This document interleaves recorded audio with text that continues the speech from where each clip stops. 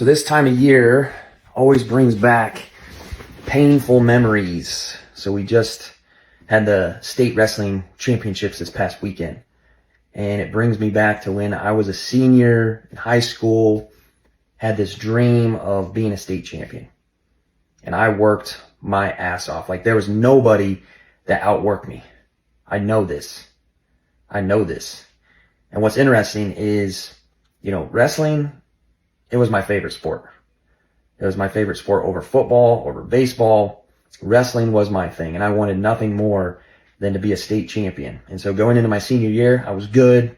I was in the top 3 all year, and then we get to the state championships, and I choke. I don't even medal. And I remember just the feeling of shame and embarrassment and just regret and even hate for myself. I carried that with me for a good year afterwards, and I almost just let it completely defeat me.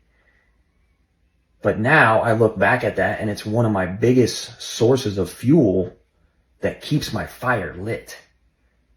Because we're not defined by our defeats. We're defined with how we come back and overcome our defeats. And there's a big lesson that I learned over all that is you can work your ass off 100%. You can put in the time, you can put in the effort, but nothing is guaranteed. But deeper than that is the belief, the faith that one has in himself to succeed. When you don't have the faith, when you don't have the belief backed by all the hard work and the effort and the sacrifice, the blood, sweat, and tears, if you're missing the belief and the faith, you're missing a big, big piece. And for me back then, I didn't have that belief. I didn't have that faith. Deep down inside, I had doubts and fears and uncertainties. I was putting in all that work, but it was empty.